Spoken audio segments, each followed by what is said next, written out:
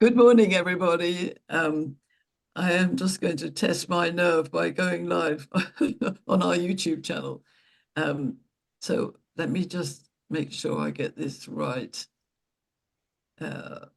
Rotary Club of Global Impact. Yes.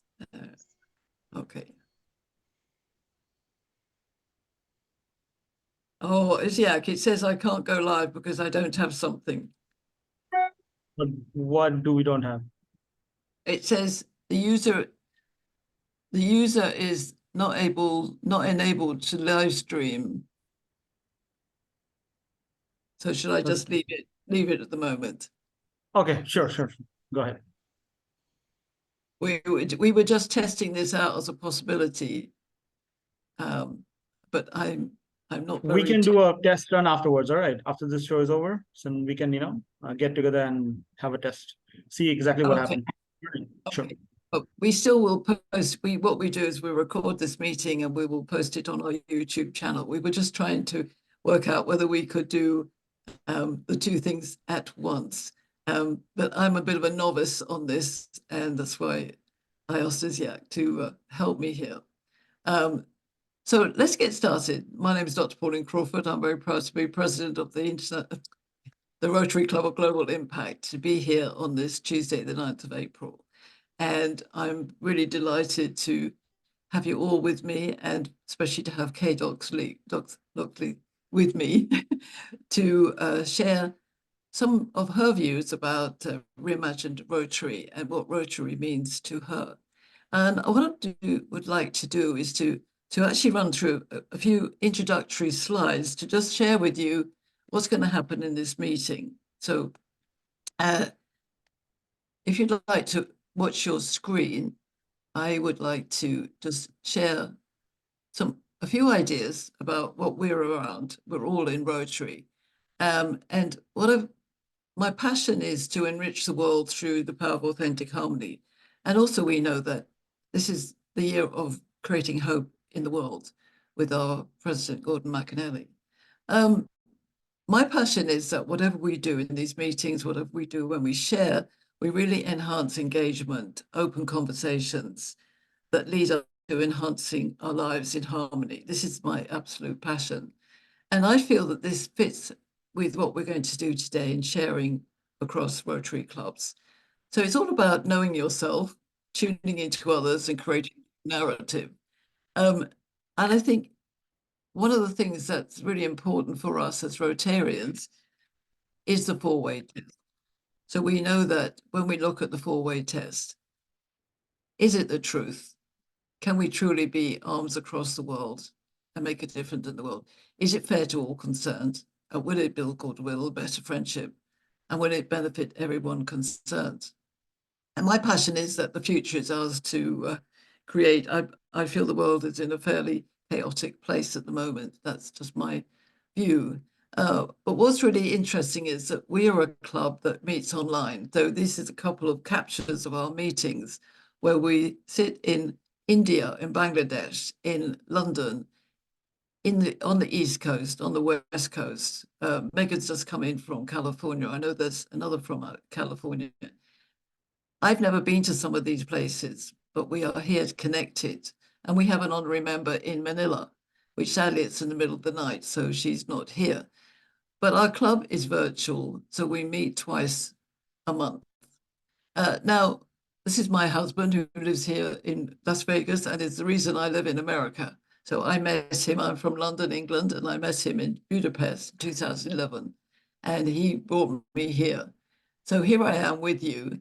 And when I went to PETS training, which some of you may or may not know is the president-elect's training, I met Kay.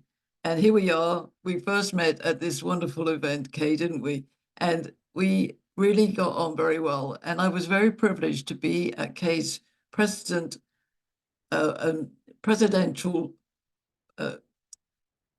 what do we call it? It's when you were placed into position in your club, in the Green Valley Club. Yeah, we call it a debunking, but clubs have different names for it, just bringing in a new president for the new year. Absolutely. And that's Mike Soden, the governor in the Nevada district. And I was very privileged to be there. It was wonderful. And I really got to understand also about local clubs versus online clubs. Because when somebody said how many presidents, ex-presidents are here in the room, I think about 10 people stood up, which shows you the longevity of a club as the Green Valley Club is. And it's actually the third largest club in Nevada, in Las Vegas.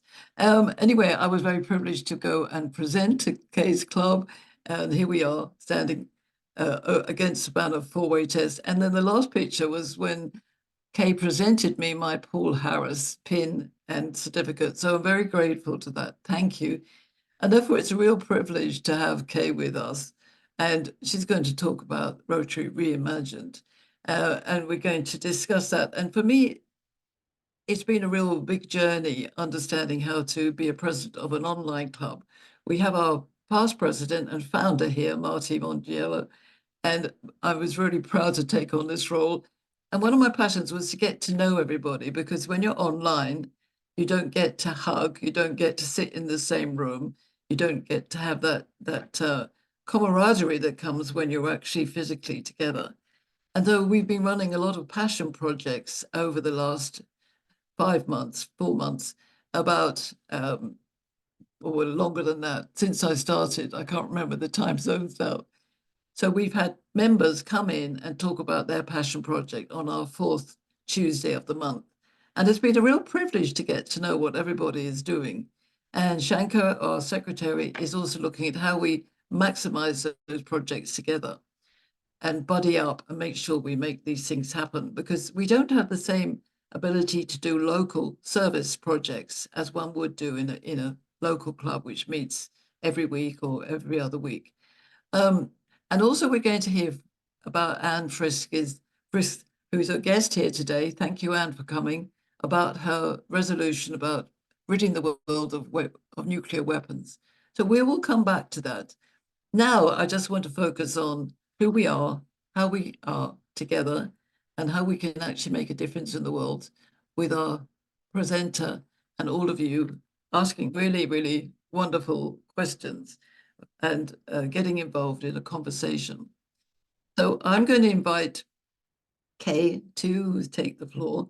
And as hopefully some of you have read about Kay, it's a fascinating background that you have, Kay, as a forensic accountant. I was just trying to get my notes together here.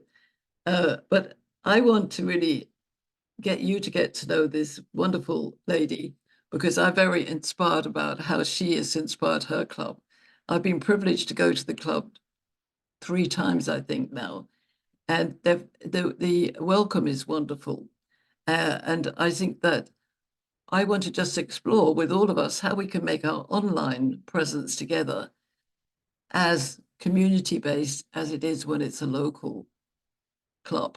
So that is my mindset about how we understand online and local, and how we make sure that our members really enjoy being part of an online club as much as people enjoy a local club.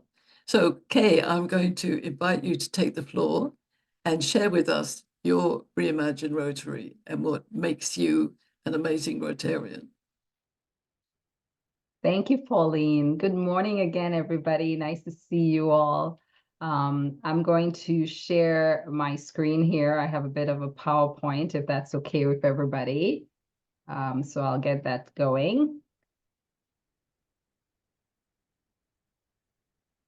Okay, are we all good? Yes. All right.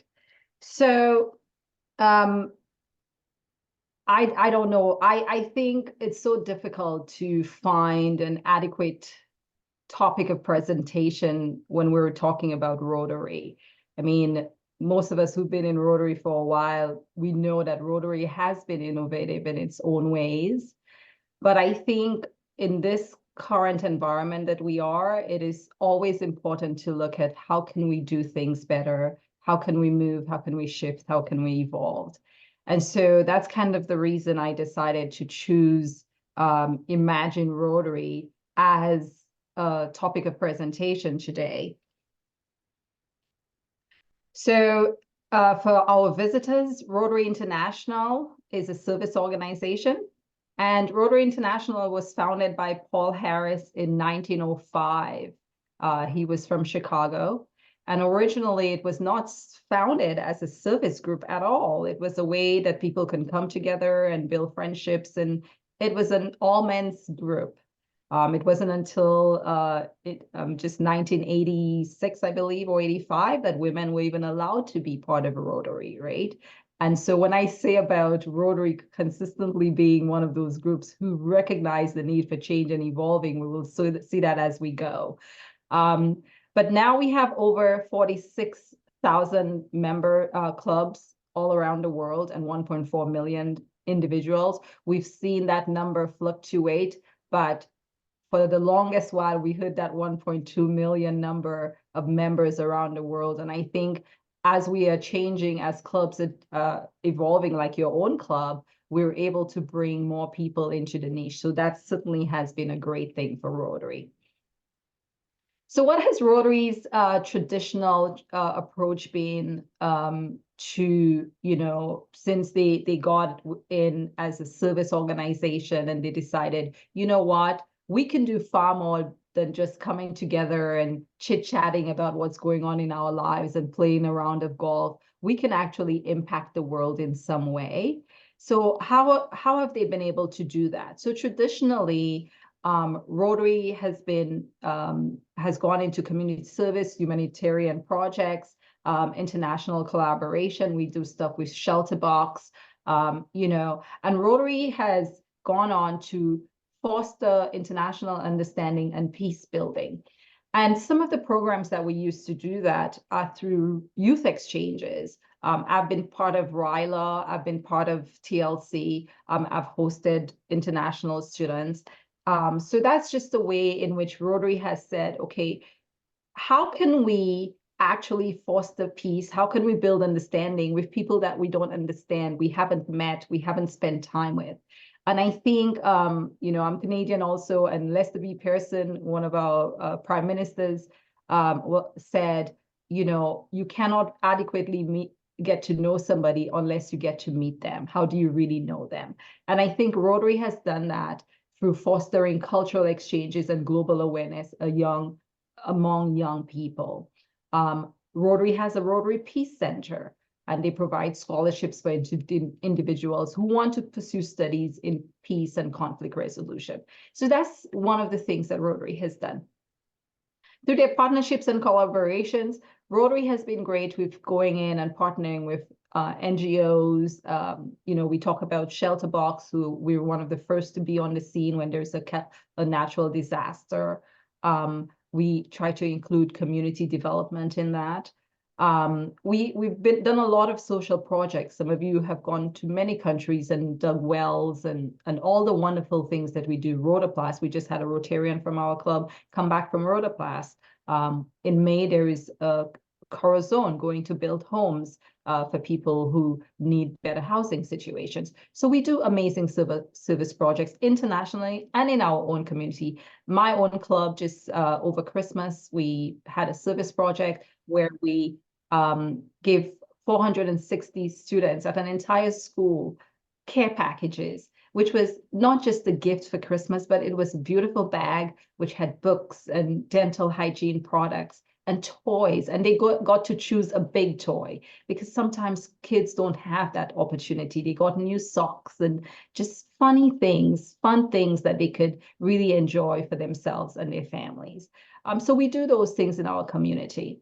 And of course, there's the Rotary Foundation, and we know our foundation tries to, provide grant funding. We donate to that. Pauline mentioned that she's a Paul Harris Fellow now. So we have all those initiatives to encourage people to give and how we can give back to those clubs and to other projects. And one of the other things too is membership engagement. And so with our member engagement, we know that membership is the core. You can't do anything if you don't have the people to do it, right? So we have awesome member engagements. I think we try to foster a sense of community and collaboration to address challenges. So overall, we try to emphasize that service above self motto that we're all known for. And I think it's wonderful. I wear my pin every time I travel, and it's wonderful to be able to be anywhere in the world and somebody recognizes this pin and come up to me and say, hey, what club are you from? Where are you going? Would you like to meet for coffee? Would you like to meet for dinner? And that member engagement is so powerful because we have that common ethos. You know, we follow the 4-way test, and we don't just recite it at a meeting every week. We live our lives by that. So that is really some of the things that Rotary has done so far. And they've done many more, but, you know, just the highlights of how we're trying to make a difference.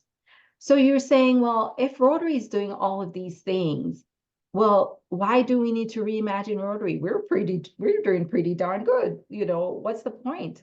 But of course, we know that in our current environment, there are so many challenges, right? So we have challenges of, you know, migration and displacement. And these are not challenges just in one community. These are challenges across the globe, right? So as we have and Pauline mentioned it too, there's a lot of unrest going on. There's a lot of uncertainty for a lot of families, a lot of communities, a lot of countries. So that migration and displacement has forced, you know, and this is because of this is forced migration, not just people migrating for maybe I want to live in another country. These migrations have been forced. There's been conflict, persecution, disasters, all kinds of economic hardships have been resulting in those displacements.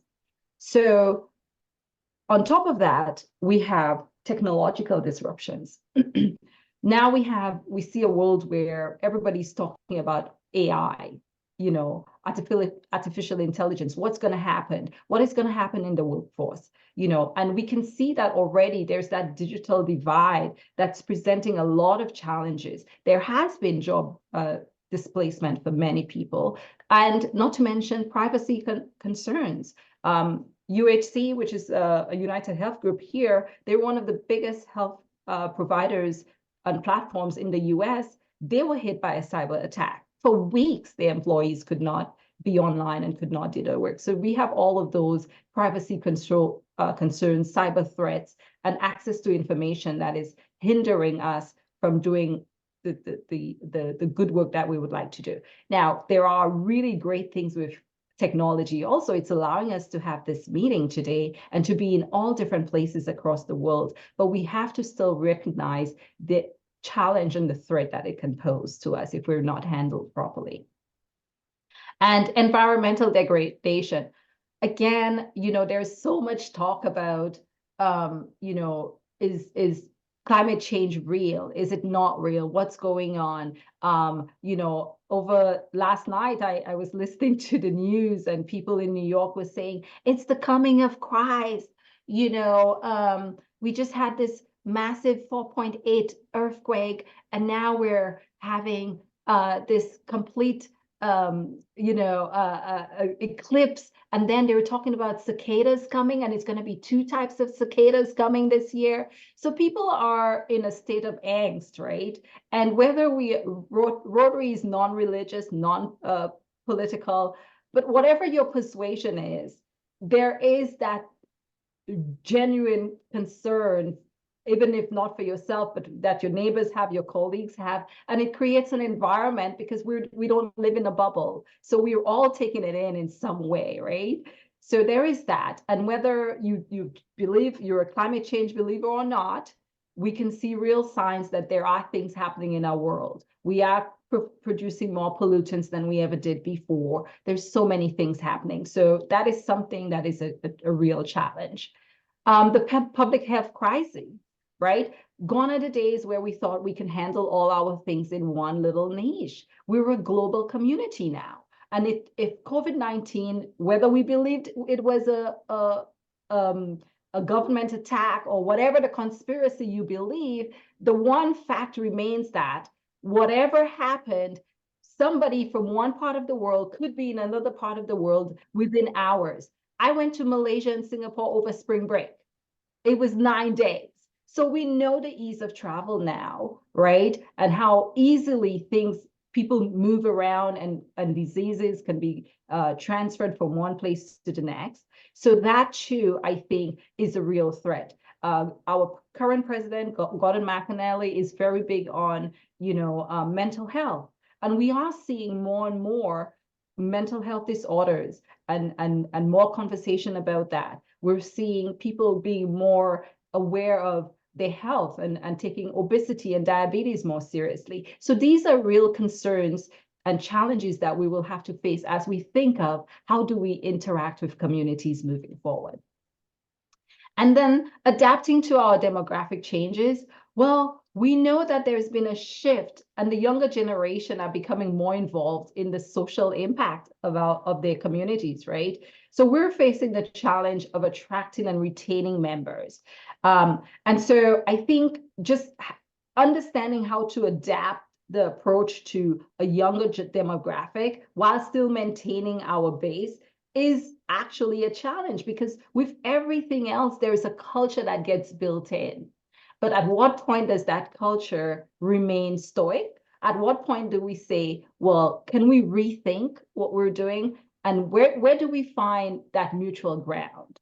And so I think these are some of the challenges I think are at the forefront of what Rotary is facing today. And as I said, it's not just Rotary, but it just in our communities in general. So we reimagine Rotary. Our past president, Jennifer Jones, her theme during her year was Imagine Rotary, right? And so now I'm saying, well, not Imagine Rotary, but Rotary Reimagined. Yes, she wanted us to imagine Rotary. She wanted us to think, how can we impact? How can we bring people into our Rotary communities? How can we make a difference, right? But I think in light of the many challenges we face today, we as Rotarians and RI should perhaps really look at reimagining Rotary, right? And I think overall, a reimagined Rotary, we would continue to uphold our core values of service, friendship, diversity, and being the ethical leader in all the projects and spaces that we get into. But I think we need to adhere and reshift our mindset to how we address the complex and integrated challenges of our century. So, just for one thing, youth engagement and leadership development. We're seeing more and more, the young people are saying, will you listen to us? We can be a part of the conversation. We have real ideas to bring to the table. We want to work. We want to be engaged. So I think really taking a look at that and bringing the young people into the fold is one way that we can do that. And it doesn't mean that, and I know their language is different. I teach full-time at the college, right? So I know I have to adapt to a whole new lingo. And to be honest, I find it fun. And sometimes I'll use a phrase and they'll look at me like, did you just use that phrase? And I'm like, yes, I did. And, maybe it's in the wrong context, but if it is, they're quick to tell you, no, Professor Doxilly, you should say it that way, but they're just excited that you want to be part of the conversation in their terms, But again, how can we engage them? Like, I go to class dressed differently, and I don't dress like I am, from the 1960s, but I don't dress like I'm going to the beach. So in that way, we're still setting an example, because I see my students come into class a little less like they're going to the beach and a little more like maybe they're going for a coffee with their friends, right? So I think just engaging them and having that leadership development, trying to be on their level, on their terms, is really one way we can get into that, have more youth discussions. My kids, our students just went off to Ryla a couple weekends ago, and I went out to meet them to make sure everybody was loaded on, and just listening to their little conversations, you would be amazed at the scope of the conversations that they have. It's not just about video games. They're talking real conversations, real, like, what did you think about this? And did you see so and so? And so we need to take that opportunity to really engage the youth and bring them to the table and give them a voice and listen. Collaborative partnerships. We have been really good at collaborating with organizations, the Red Cross, different organizations. But I think one of the things that Rotary has to do is to prioritize which partners that they want to go with. I think sometimes we get stuck in the rut where we're like, well, these are the people we've always done business with. But are these people the people who really understand what the issue is where you're trying to do the work? So trying to think outside of the box and saying, well, who else might I want to partner with, or who else may have better information or help facilitate this project better? So I think if Rotary International would better leverage some of the stakeholders and the resources and even the expertise in those given areas that we go into, I believe that we may see better results. And our digital transformation, we do have some platforms for our clubs that are not very intuitive. I think in today's world, we should not be trying to, have a platform where it cannot speak to our banks if we're trying to do bank recording. Because Rotary International just said that, they want us to make sure that we provide financial statements to our clubs, at least I think twice a year or something like this. And so if we're doing that, we need to have the platforms within our clubs to do that. And some of our platforms, they can't even feed into the bank statement. So somebody still has to do a manual process. And I know there's security issues, but the banks themselves are putting better firewalls and stuff to help mitigate that. But we should have the opportunity to at least pursue that route if we wanted. So our digital transformation with Rotary International, their website is looking better, but there's other things that we can do. I believe if you want to transfer foundation points to another member, you still can't really facilitate it through the website only. So all of these little things, I think we can look at and see how we can move into making things a little more seamless for members who are spread all across the world. And diversity, equity, and inclusion. There has been so much talk about DEI. Pauline and I are in the US, and you're in the US. There's been so much talk about whether this is right or wrong, or what the pros and cons are. They've renamed DEI to they've used other names for it. But I think in light of the challenges that we're facing right now, there needs to be a clear line as to our position with this.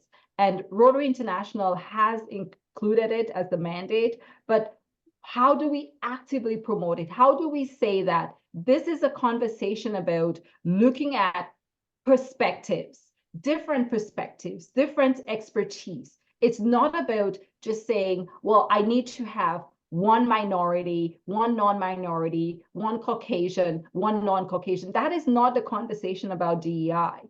DEI is supposed to be all-inclusive, and it should be about how do we make decisions to forward a community. We're going into a community in Bangladesh. We have never lived in Bangladesh.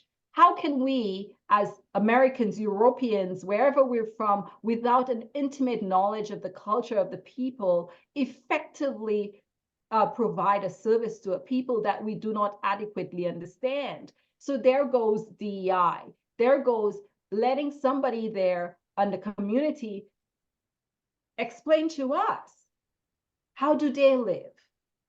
Let us understand it.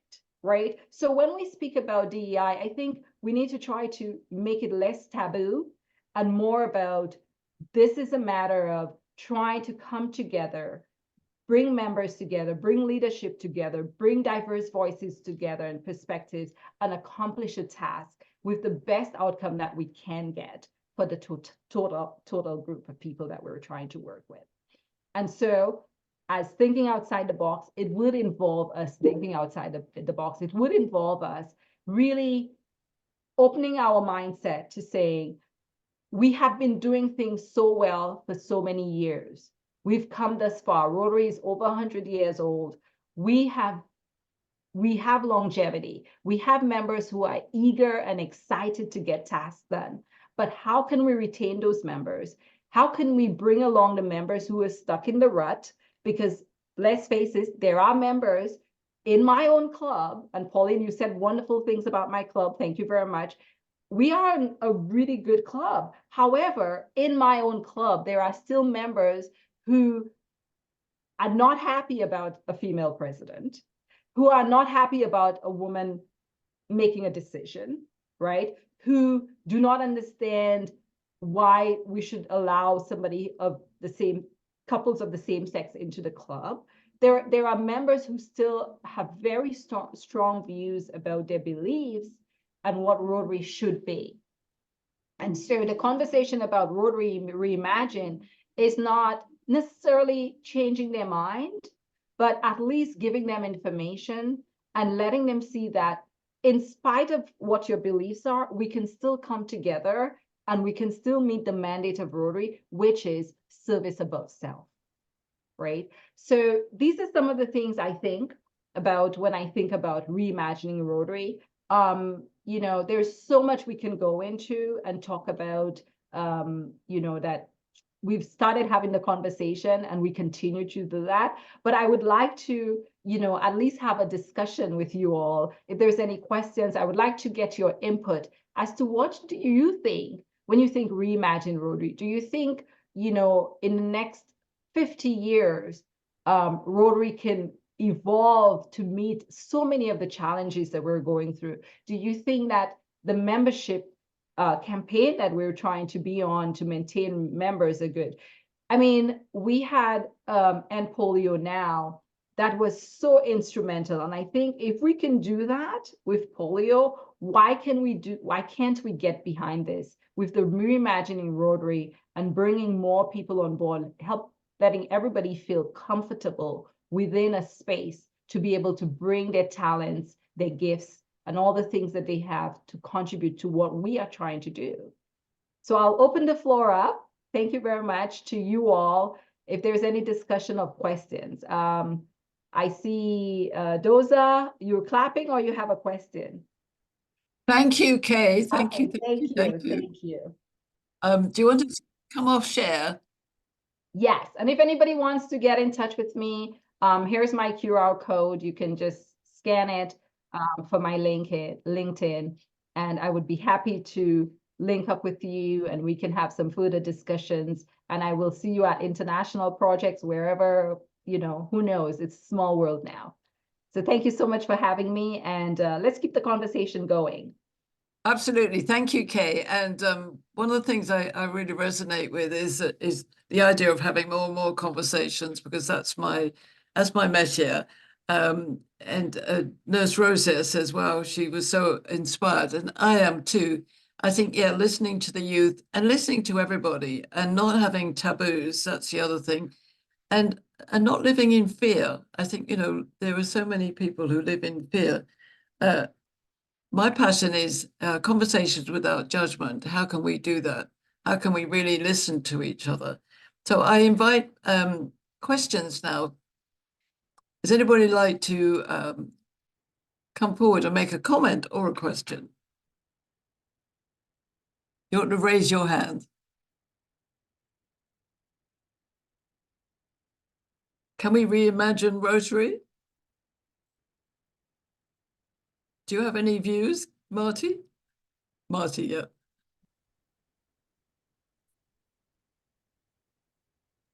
Oh, sure. I was just turning on my microphone. I always have views about women in the workplace, women professionals, women talking out loud, women in charge, women in combat, women in warfare.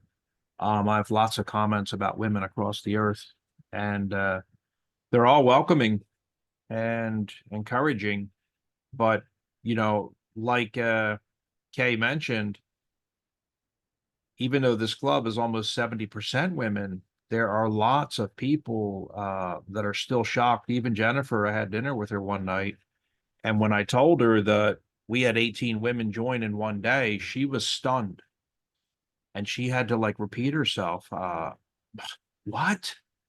I was like, yeah, our club had 18 women join in one day. So I am pro woman, pro LGBTQIA, pro DEI.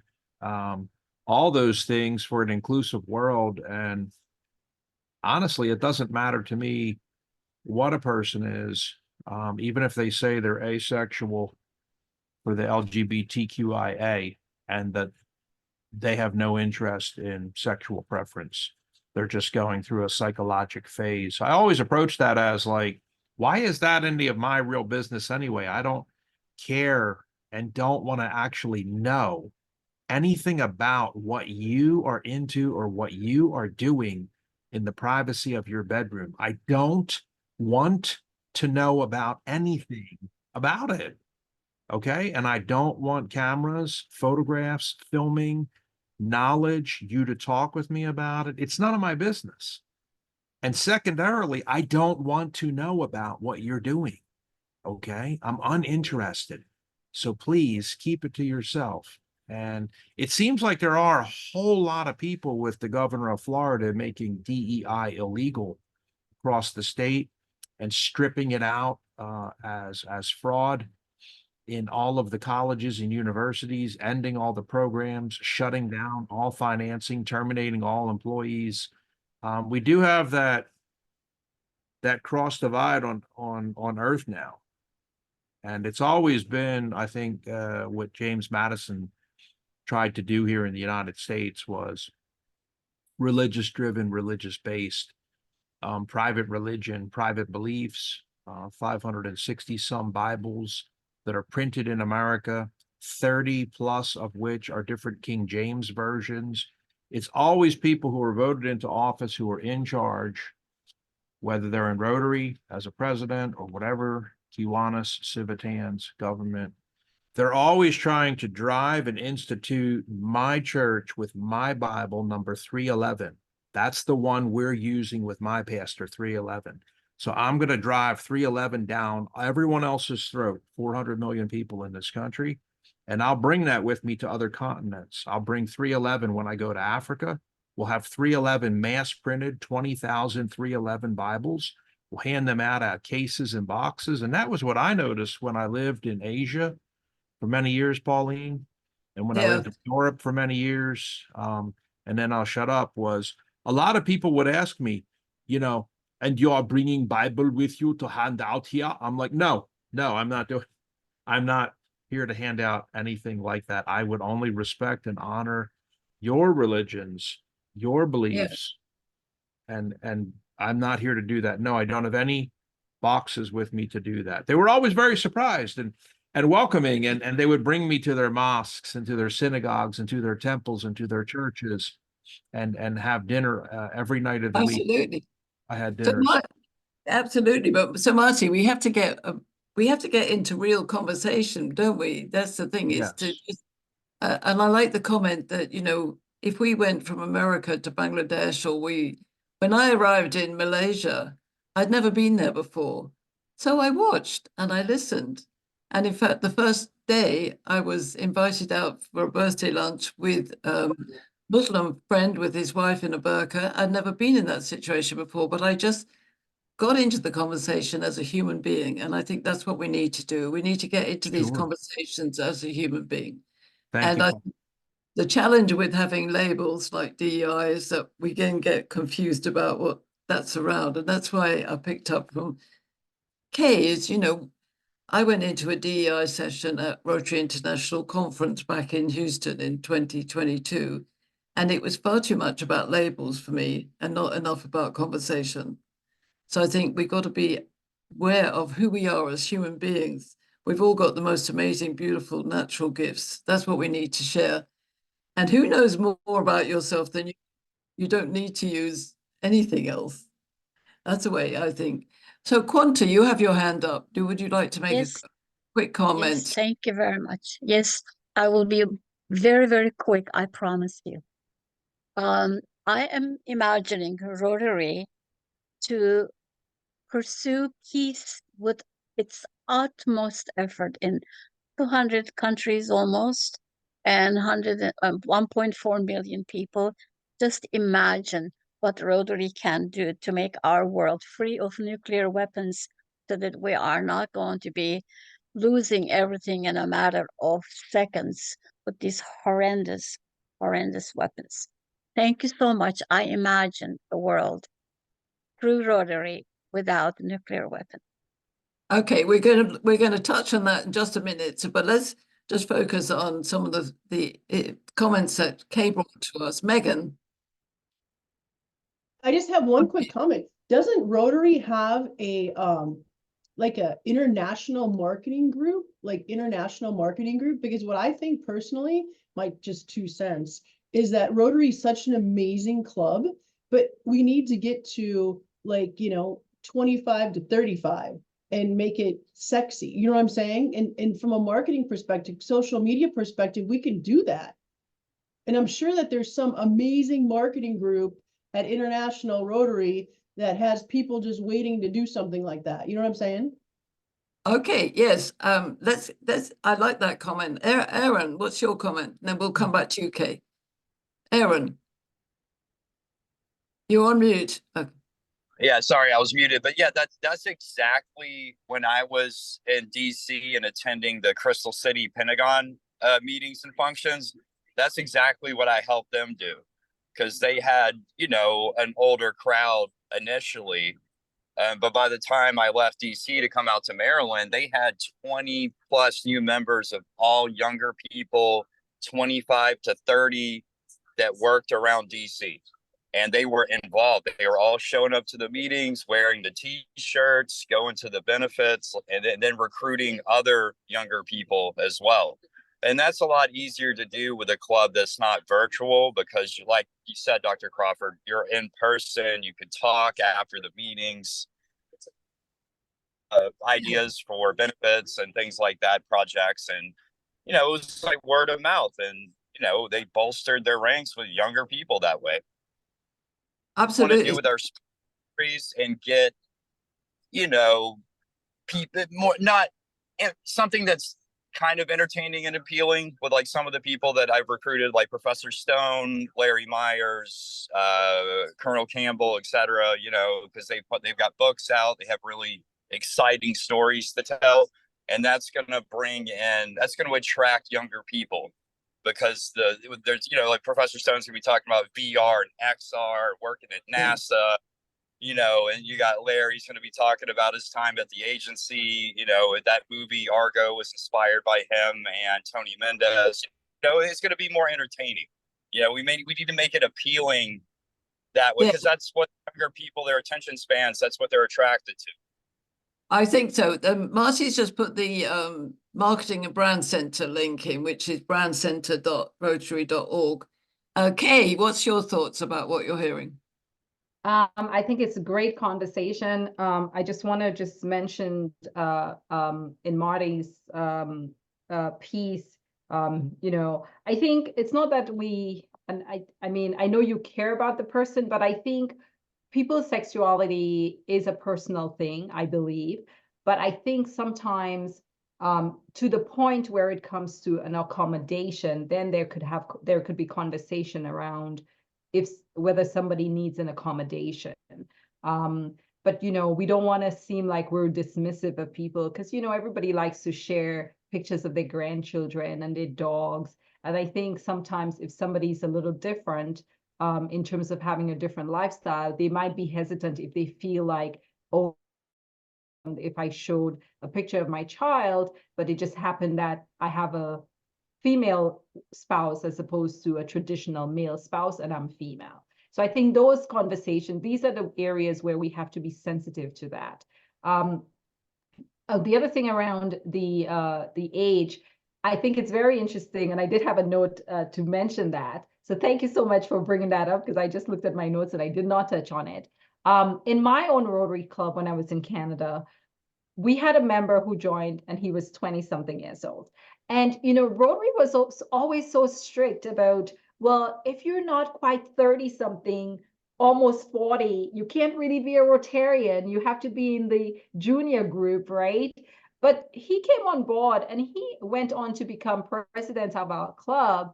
And that was the year where we changed from a 1-year presidency to a 2-year presidency. And Mitch did an amazing job, right? So I think when we reimagine what we do. Thank you, Erin. We do have to bring those young members, and Megan, we do have to bring younger members into the fold. And that's what I'm saying. Let's try to bridge that generational gap, because we want other types of thinking. We want people who could Yes.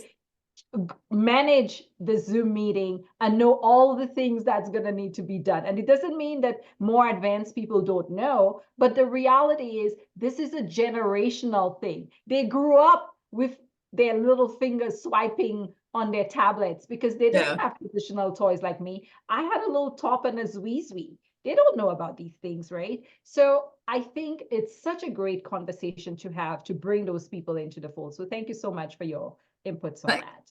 Absolutely. So, Megan, if I'm just gonna why I can talk forever, but just, you know, I'm gonna use score.org as an example. I don't know if you guys are familiar with SCORE, but it's an amazing organization that everything mentors from all over the block, but it's people who have been retired, who have been professionals in their industry, but they have this way, and it's their marketing, it's their campaign of emailing and free courses, and you know what I mean? And I'm not saying we have to do that kind of stuff, but it brings in just thousands of people, and it's an incredible like just an example of how an organization that's been around just like us for 100 years, but they continue to grow and expand as the world expands with socials and all that kind of stuff.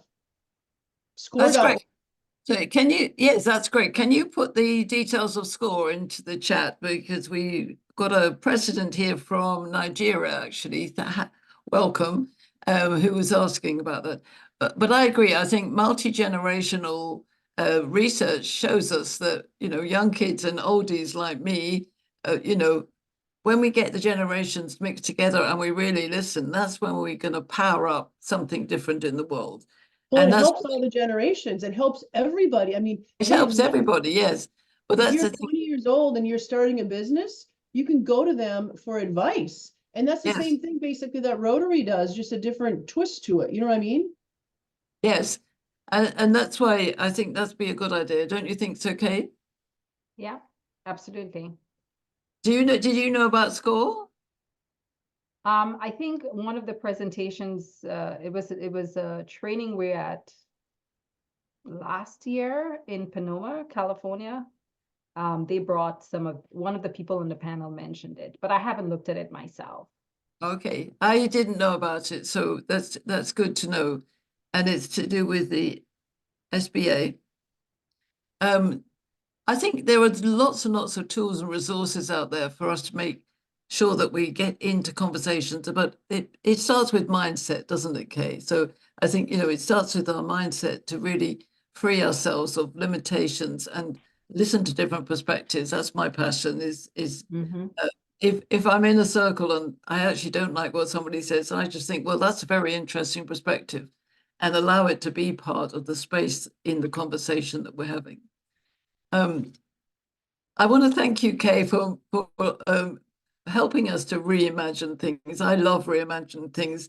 For me, it's a bit like reverse engineering. If we imagine the future, absolutely without condition of the past, and then work out how we get there, we come back from that beautiful future best, then Rotary needs to be a major part of that happening. And that's my passion and hope that with conversations like this, and we can post these recordings up, and our energy in club to club, we can actually make things happen. So I want to thank you, Kay, for bringing this lively discourse into our conversation. I just want to thank you for being here. Please stay for the last 10 minutes if you can. I'd like to just thank you.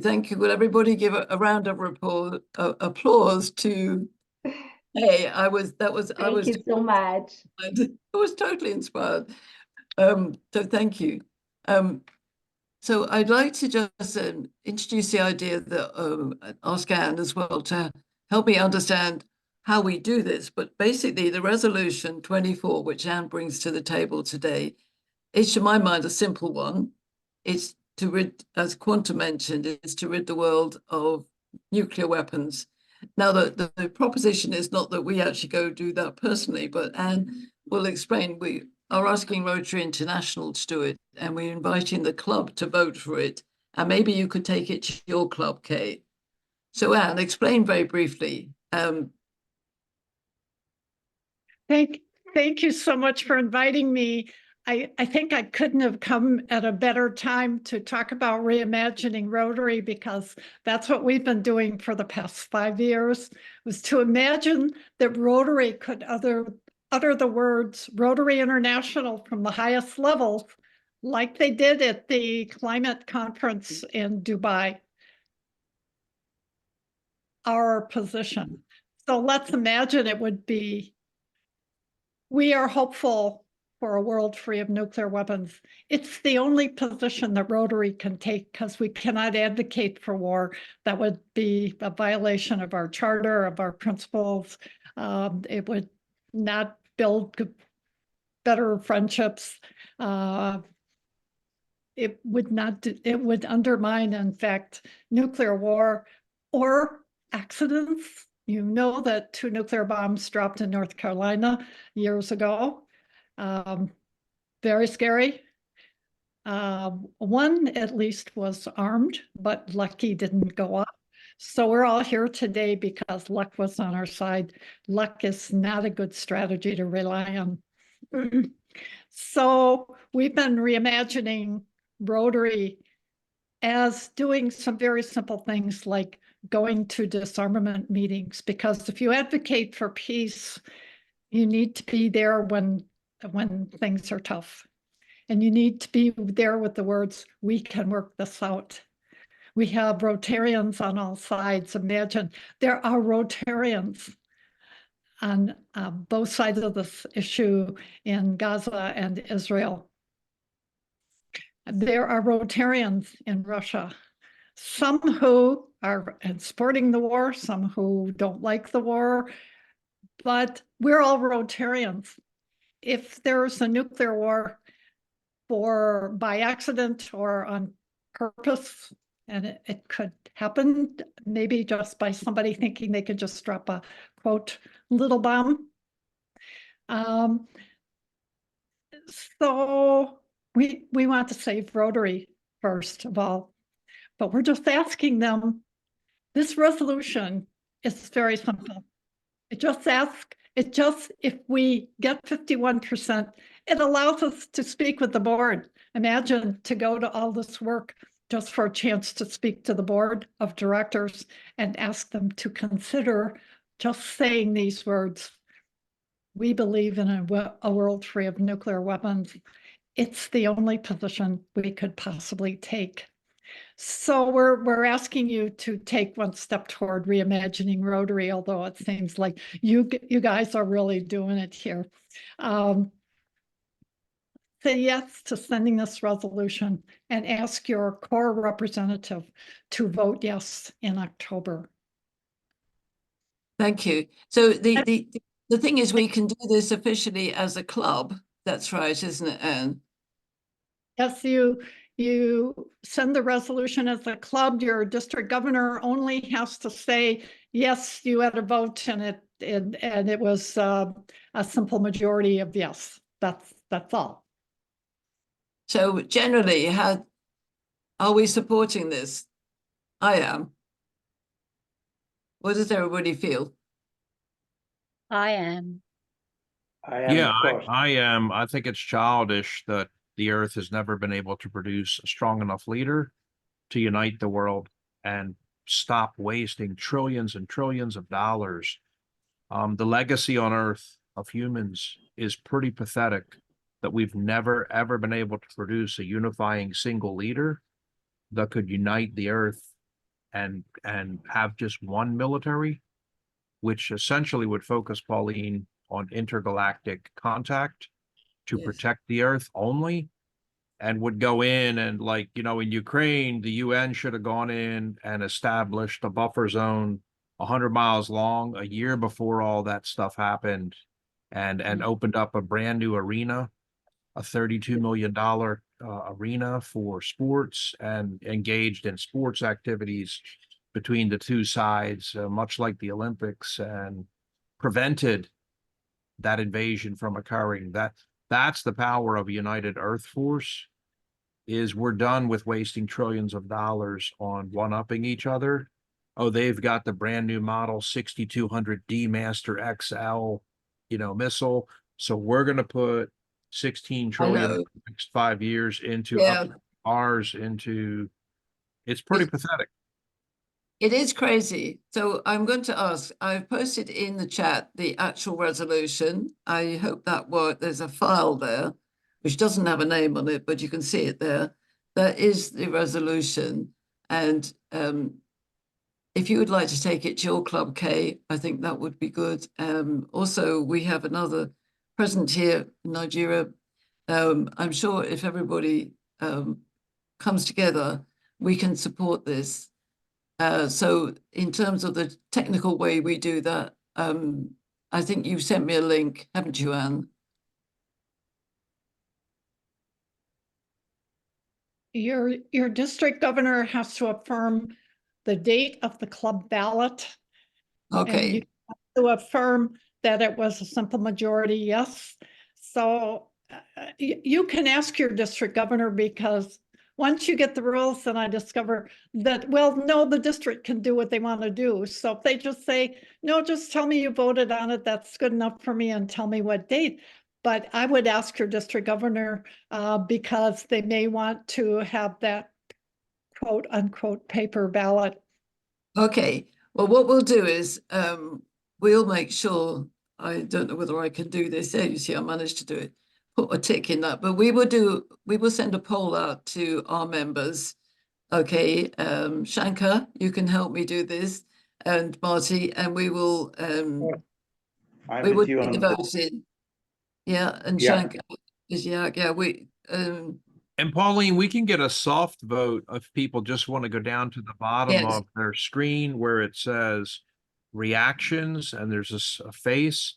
If you yes. hover over that, you can select either yes or no that you disagree with this initiative. I see Aaron just put yes.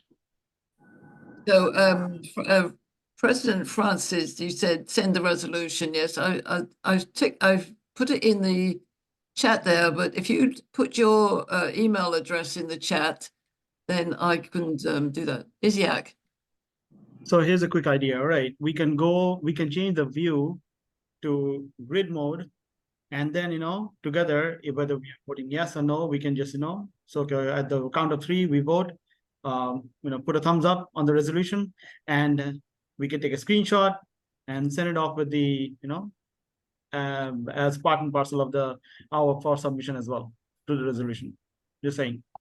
I don't know. I think because one of the things I found recently is we're all on different parts of social media. So I think we take this and we'll email it to everybody, because email seems to be the one constant that everybody takes, because I'm sure everybody's going to say yes. So we've got the vote here. And Francis Shinobi, you put your address in there. We'll follow up on that. And Kay, you can let me know what you can take it to your club if you feel so inclined. And we'll make sure that. Anne, did you put your email address in the chat? No, I didn't, but I'll do that right now. Thank you, thank you. So we'll make a formal vote and then we'll support the motion. So that's generally what we'll do. Is I just want to make sure we keep to time. We're at the top of the hour. What I noticed when I've been to local clubs, just as a reference, is that, I know Kay does this, people will put money in a pot, $2 or $3, to make an announcement in the room. So we can't do that because we're all online, but I want you to think about putting some money in the 50-50 draw. And Marty, I don't know whether you could put the link in the chat here, but our 50-50 draw is open to everybody, members and guests.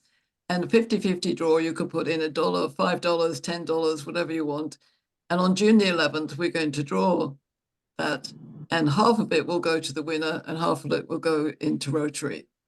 So if anybody would like to help us raise that small bit of funds there, that would be wonderful. So we have that 50-50 draw.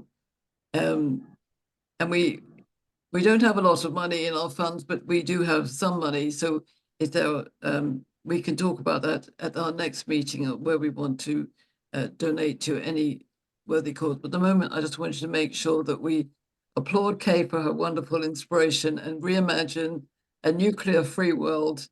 Thank you, Anne, for bringing that to the room. Thank you, Quanta, for inviting me to meet Anne and to bring her to the room.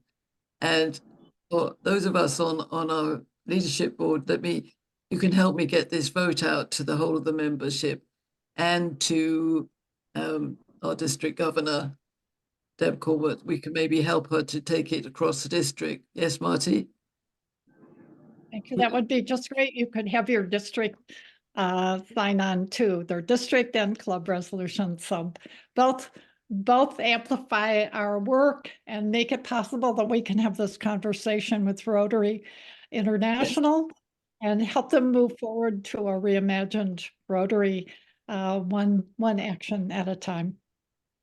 Absolutely. And I want to just say a huge, big hug and thank you to Kay. I so appreciate you for taking your time out. I know you have a busy week and you're working hard, but we really appreciate you. And you've really inspired us to think about reimagining our Rotary in general, reimagining who we are as our club. And thank you. And I have taken some snapshots that's been going through, so I'll post that and the recording up. And I would wish you all a very, very blessed day. And make sure you go out and have some magical conversations with people where you make no judgment and you listen to what they say. And to especially bring young people in and let's have some conversations with all generations together and make sure that we make this world a better place. Thank you, Kay. Thank you, everybody. And you all have a wonderful day. And let's reimagine peace and goodwill. Thank you. Absolutely. Thank you. Yes, we will. Thank you. And there's Thank you, Kay. events that we have heard from. Bye. Thank you, everybody.